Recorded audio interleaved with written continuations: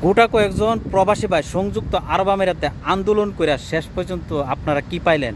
হ্যাঁ, আপনারা পাইছেন এই দেশের কারাগার, আর আমরা লাখো প্রবাসী পাইছি একটা আইক্যওয়ালা বরাকবাস, আর দেশ পাইছে অনির্দিষ্টকালের জন্য ভিসা নীতি বন্ধ।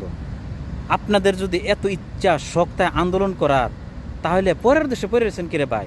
এই দেশ চাইরা দেশে চলে যান, যাই সেরা আন্দোলন করেন। আপনাদের এই আন্দোলনের কারণে আমরা আজ লাখো প্রবাসী অনেক ক্ষতির সম্মুখীন। আর আমার যেসব ভাইয়েরা স্বপ্ন দেখছিল যে দুবাই শহর আইসা নিজের ভবিষ্যৎ করবো, তাদের ভবিষ্যৎটা ছিন্ন ভিন্ন কইরা দিছেন। আপনার ভবিষ্যৎ আপনি নিজেই ধ্বংস করলেন। আপনার একটা কথা চিন্তা করা দরকার আছে, আপনার পিছনে পড়ে রয়েছে আপনার পরিবারের ভবিষ্যৎ, আপনার সন্তানের ভবিষ্যৎ।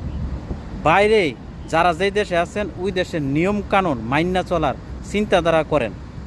যদি না